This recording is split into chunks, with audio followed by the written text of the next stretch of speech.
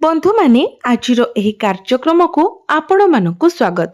आजिर एही कार्यक्रमटी बिछा राशि व्यक्ति विशेष मानक पई बहुत गुरुत्वपूर्ण अटे, बहुत ही खास अटे।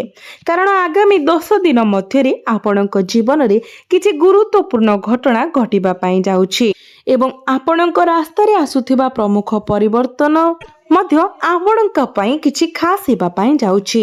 आपण बहुत दिन धरी विभिन्न समस्या सहित संघर्ष करुछंती, किंतु आगामी समय आपण को आश्वस्ति प्रदान करिबो।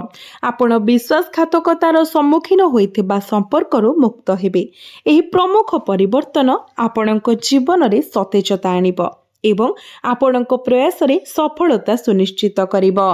बंधु माने आजिर एही भिडियोटी आपणक पई अत्यंत गुरुत्वपूर्ण अटे, कारण केवल संपूर्ण वीडियो देखिबा आपण आपणक जीवन रे घटिबाकु थिबा बड़ धरणर विपरीत एवं गुरुत्वपूर्ण घटना गुड़िक एक संभाव्य बड़ दुर्घटना किंबा संकट समेत बुझी पारिबे। आगामी 10 दिन आपणक पई अत्यंत सकारात्मक एवं भाग्यवान प्रमाणित हेबो, जदिओ आपणको किछि क्षेत्र रे सतर्कता अवलंबन करिबाकू पड़िबो। एही सकारात्मक घटना गुड़िक विषय जानिबा पूर्वरु प्रथमे आपण माने वीडियोटी को लाइक करी चैनल टी को सब्सक्राइब करि दियंतु एवं कमेंट बॉक्स रे भक्ति एवं श्रद्धार सहित जय श्री जगन्नाथ निश्चय लिखंतु। बंधु माने ग्रह गुड़िकर शुभ गमनागमन जोगु आपणक जीवन रे दीर्घकालीन समस्या दूर होइछिबो। आसंतु प्रत्येक दिन विषय विस्तारित आलोचना करिबा, तेनु दया करी ध्यान देई सुनंतु। बंधु माने चंद्रंकर शुभ स्थिति जोगु आपण सफलता एवं सामाजिक सम्मान पाइबे। आपणक पई चाकरी एवं व्यवसाय क्षेत्र बहुत आशाजनक देखा जाउछि। आपणकर पड़ी रहितिबा कार्य गुड़िक समाप्त हेबो। आपण कर्म क्षेत्र रे समस्या एवं सहकर्मी द्वारा हैराणरू मुक्ति पाइबे। जो माने आपणको एते दिन धरी हैरान करिसेंती समस्या गुड़िक दूर होइछिबो एवं आपण शेष रे सेही सफलता हासिल करिवे जहा पई आपण चेष्टा करि आसुछंती किंबा पूर्वरु हजि जाइछंती। आपण गत वर्ष धरी करिथिबा कठिन परिश्रमर पुरस्कार पाइबाको जाउछंती। आपणकर श्रमर फल एबे निश्चित। जो माने अनेक चेष्टा करिबा सत्वे मध्य सेमानंकु चाकरी मिली पारु नथिला, तो वर्तमान सेमानंकु चाकरी मिलिबार संभावना बढ़ी जाइछि। तेनु आपण निज तरफरु चेष्टा जारी रखंतु एवं जो माने चाकरी करूछंती तो चाकरी क्षेत्र रे आपणकर पदोन्नति हेबार संभावना अछि। आपण अधिक कार्यभारर सम्मुखीन होई पारंती एवं आपणक प्रयासर प्रभाव गुरुत्वपूर्ण हेबो।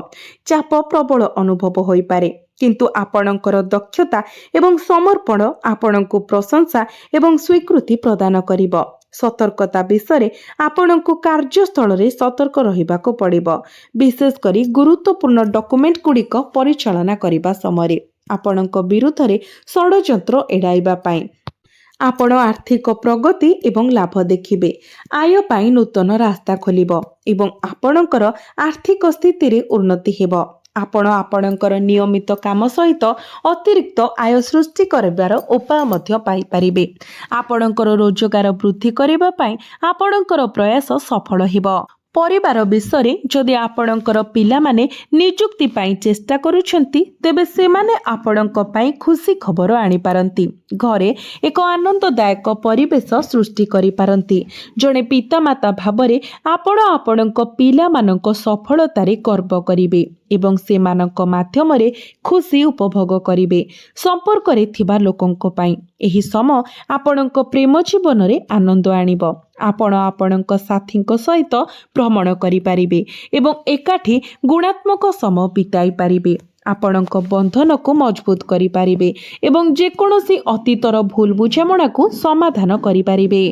आपणक मध्यरे जे कोनोसी समस्या किंबा द्वंद्व समाधान हेबो, जहा एक सुसंगत संपर्क सृष्टि करिबो। आगामी समय विषय रे आपण गुरुत्वपूर्ण विकास अनुभव करिवे। आपण भाबुथबे जे एही भविष्यवाणी गुड़िक सत हेबो कि नाही। मने रखंतु जे आमर जीवन आमर कार्य एवं मानसिकता द्वारा गढ़ी उठिछि। जदि आपणकर कार्य एवं मानसिकता ठीक अछि, तेबे आपण निश्चित भाबरे सठिक समय उपयुक्त पुरस्कार पाइबे। आपण आपणकर व्यक्तिगत विषय गुड़िकरे स्पष्टता पाइबे। जदि आपण ଅନୁଭବ କରିବେ ଯେ ଆପଣ ଆତ୍ମବୁଦ୍ଧିକୁ ପ୍ରାଥମିକତା ଦେଇ ବ୍ୟକ୍ତିଗତ ବିକାଶ ଏବଂ ମାନସିକ ଶାନ୍ତି ଉପରେ ଧ୍ୟାନ ଦେବେ। ଜଟିଳ ସମସ୍ୟାଗୁଡ଼ିକ ଆପଣଙ୍କର କର୍ମକ୍ଷେତ୍ର, ପରିବାର କିମ୍ବା ବ୍ୟବସାୟରେ ହେଉ, ପରିବାରର ବୟସ୍କମାନଙ୍କର ମାର୍ଗଦର୍ଶନ ଦ୍ୱାରା ସମାଧାନ ହେବ। ଆପଣ ଅନୁଭବ କରିବେ ଯେ ଅନ୍ୟମାନେ ସ୍ୱାର୍ଥ ପାଇଁ କାର୍ଯ୍ୟ କରିପାରନ୍ତି, କିନ୍ତୁ ଆପଣଙ୍କର ରକ୍ତ ସମ୍ପର୍କୀୟମାନେ ଆପଣଙ୍କ ସହିତ ଠିଆ ହେବେ। ସେମାନଙ୍କର ସମର୍ଥନ ଆପଣଙ୍କୁ ଆର୍ଥିକ ବିଷୟ ସମେତ ମାନସିକ ଶାନ୍ତି ଏବଂ ସ୍ଥିରତା ଆଣିବ। ଆପଣ ଆଧ୍ୟାତ୍ମିକ କାର୍ଯ୍ୟକଳାପ ପ୍ରତି ମଧ୍ୟ ଆଗ୍ରହୀ ହୋଇପାରନ୍ତି ଏବଂ ଧାର୍ମିକ ସେବାରେ ସାନ୍ତ୍ୱନା ପାଇପାରନ୍ତି। ଭାଗ୍ୟ ଆପଣଙ୍କ ସପକ୍ଷରେ ଅଛି ଏବଂ କ୍ୟାରିୟରରେ ଉନ୍ନତି କିମ୍ବା ଦରମା ବୃଦ୍ଧିର ପ୍ରବଳ ସମ୍ଭାବନା ଅଛି। ଯଦି ଆପଣ ବେକାର, ତେବେ ଆପଣ ଏକ ଚାକିରି ପାଇପାରନ୍ତି। ଯଦି ଆପଣ ବୃଦ୍ଧି କିମ୍ବା ପଦୋନ୍ନତି ଖୋଜୁଛନ୍ତି, ତେବେ ଆପଣଙ୍କୁ ଭଲ ଖବର ମିଳିବାର ସମ୍ଭାବନା ଅଛି। ସଂକ୍ଷେପରେ, ପାରିବାରିକ ସମର୍ଥନ, ମାନସିକ ଶାନ୍ତି, ଆଧ୍ୟାତ୍ମିକ ପରିପୂର୍ଣ୍ଣତା ଏବଂ କ୍ୟାରିୟରରେ ମଧ୍ୟ ଆପଣଙ୍କୁ ସଫଳତା ମିଳିବ। ବ୍ୟାପାର ବାଣିଜ୍ୟ ସହ ଜଡ଼ିତ ଲୋକଙ୍କ ପାଇଁ ଆପଣଙ୍କର ଯୋଜନା କିମ୍ବା ରଣନୀତି ସଫଳ ହେବ ଏବଂ ଆପଣଙ୍କର ଲାଭର ପରିମାଣ ବୃଦ୍ଧି ପାଇବ। ଆପଣଙ୍କୁ ଆପଣଙ୍କ କର୍ମକ୍ଷେତ୍ରରେ ସହକର୍ମୀ ଏବଂ ଅଧସ୍ତନ କର୍ମଚାରୀଙ୍କ ଠାରୁ ପୂର୍ଣ୍ଣ ସହଯୋଗ ମିଳିବ, ଯାହା ଆପଣଙ୍କୁ ସୁଗମ ଏବଂ ସଫଳତାର ସହିତ ଆପଣଙ୍କ ଲକ୍ଷ୍ୟ ହାସଲ କରିବାରେ ସାହାଯ୍ୟ କରିବ। ଏହା ନୂତନ ଉଦ୍ୟମ, ଚୁକ୍ତି କିମ୍ବା କ୍ରୟ ଆରମ୍ଭ କରିବା ପାଇଁ ମଧ୍ୟ ଏକ ଅନୁକୂଳ ଦିନ। ଯଦି ଆପଣ ଏକ ନୂତନ ବ୍ୟବସାୟ କିମ୍ବା ପ୍ରକଳ୍ପ ଯୋଜନା କରୁଛନ୍ତି, ତେବେ ଏହା ସମ୍ବନ୍ଧରେ ଶୁଭ ଖବର ପାଇବାର ଯଥେଷ୍ଟ ସମ୍ଭାବନା ଅଛି। ଗ୍ରହ ସ୍ଥିତି ଆପଣଙ୍କ ଚାକିରି ଏବଂ ବ୍ୟବସାୟ ଉଭୟକୁ ଅନୁକୂଳ କରିବ।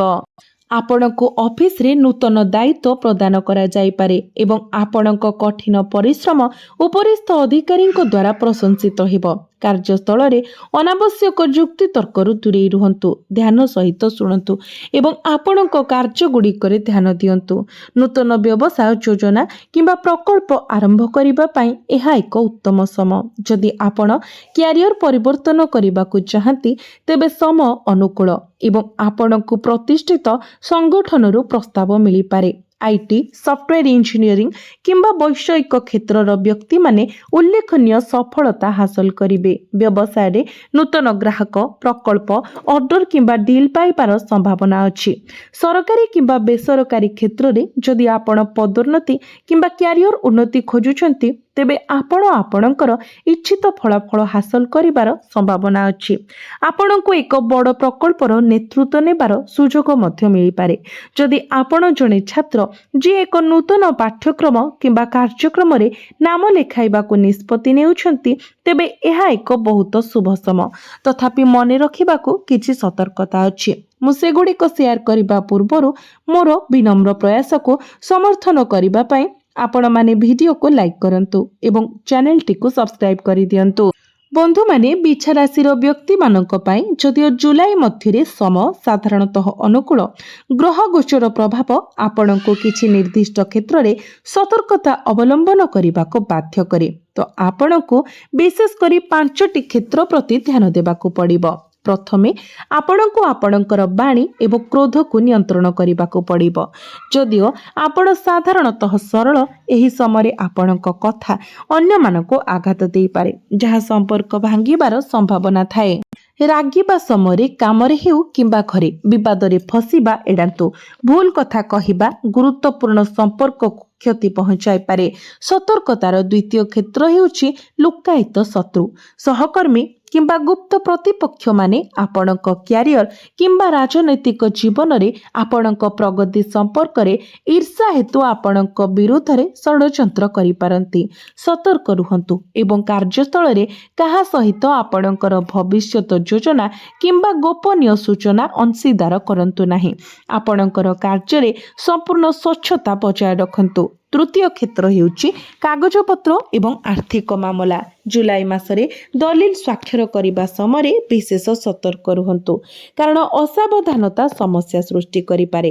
କୌଣସି ଚୁକ୍ତିନାମା କିମ୍ବା ଆର୍ଥିକ କାଗଜପତ୍ରକୁ ଭଲ ଭାବରେ ପଢ଼ିବା ବିନା ସ୍ୱାକ୍ଷର କରନ୍ତୁ ନାହିଁ। ଚତୁର୍ଥ କ୍ଷେତ୍ର ହେଉଛି ସ୍ୱାସ୍ଥ୍ୟ ଏବଂ ଗାଡ଼ି ଚାଳନା ସହିତ ଜଡ଼ିତ। ମାନସିକ ଚାପ ଉଚ୍ଚ ରକ୍ତଚାପ କିମ୍ବା ପେଟ ରୋଗ ପରି ସମସ୍ୟା ସୃଷ୍ଟି କରିପାରେ। ଗାଡ଼ି ଚଳାଇବା ସମୟରେ ଶୀଘ୍ର ତାକୁ ଏଡ଼ାନ୍ତୁ ଏବଂ ରାସ୍ତାରେ ସୁରକ୍ଷିତ ରୁହନ୍ତୁ। ପଞ୍ଚମ କ୍ଷେତ୍ର ହେଉଛି ଖର୍ଚ୍ଚ ସହିତ ଜଡ଼ିତ। ଆପଣ ହଠାତ୍ ଅପ୍ରତ୍ୟାଶିତ ଖର୍ଚ୍ଚର ସମ୍ମୁଖୀନ ହୋଇପାରନ୍ତି। ମାନସିକ ଶାନ୍ତି ସୁନିଶ୍ଚିତ କରିବା ପାଇଁ ଏକ ବଜେଟ୍ ପ୍ରସ୍ତୁତ କରନ୍ତୁ ଏବଂ ଆପଣଙ୍କ ଆୟ ଅନୁସାରେ ଖର୍ଚ୍ଚ କରନ୍ତୁ। ପ୍ରତିକାର ପାଇଁ ପ୍ରତ୍ୟେକ ଦିନ ସକାଳେ ସ୍ନାନ ପରେ ହନୁମାନ ଚାଳିଶା ପାଠ କରନ୍ତୁ। ଏହା ଆପଣଙ୍କର କ୍ରୋଧକୁ ନିୟନ୍ତ୍ରଣ କରିବାରେ, ମାନସିକ ଶାନ୍ତି ଆଣିବାରେ ଏବଂ ଗୁପ୍ତ ଶତ୍ରୁମାନଙ୍କ କ୍ଷତିରୁ ରକ୍ଷା କରିବାରେ ସାହାଯ୍ୟ କରିବ। ପ୍ରତ୍ୟେକ ଦିନ ସ୍ନାନ ପରେ ଆପଣ ଉଦିତ ସୂର୍ଯ୍ୟଙ୍କୁ ତମ୍ବା ପାତ୍ରରେ ଜଳାର୍ଘ୍ୟ ଅର୍ପଣ କରନ୍ତୁ। ସେହି ଜଳରେ ଟିକେ କୁଙ୍କୁମ, ଟିକେ ଅକ୍ଷତ ଏବଂ ଗୋଟିଏ ଲାଲ ମନ୍ଦାର ଫୁଲ ଦେଇ ଆପଣ ଜଳାର୍ଘ୍ୟ ଅର୍ପଣ କରନ୍ତୁ ଏବଂ ଜଳାର୍ଘ୍ୟ ଅର୍ପଣ କରିବା ସମୟରେ ଓମ୍ ଘୃଣୀ ସୂର୍ଯ୍ୟା ମନ୍ତ୍ର ନାମକ ଜପ କରି ଆପଣ ଜଳାର୍ଘ୍ୟ ଦିଅନ୍ତୁ। ଏହା ସହିତ ବୁଧବାର ଏବଂ ଶୁକ୍ରବାର ଦିନ ଦାନ କରନ୍ତୁ ଏବଂ ଗାୟତ୍ରୀ ମନ୍ତ୍ର ଜପ କରିବା ଦ୍ୱାରା ଆପଣଙ୍କର ଆର୍ଥିକ ସ୍ୱାର୍ଥକୁ ସୁରକ୍ଷା ଦେବାରେ ସାହାଯ୍ୟ ମିଳିବ। ଏହା ଆପଣଙ୍କୁ ବହୁତ ଲାଭ ଏବଂ ମାନସିକ ସ୍ଥିରତା ଆଣିବ, ଯାହା ଜୀବନରେ ଆପଣଙ୍କର ପଥକୁ ମାର୍ଗଦର୍ଶନ କରୁଥିବା ଆଶୀର୍ବାଦ ପରି କାର୍ଯ୍ୟ କରିବ।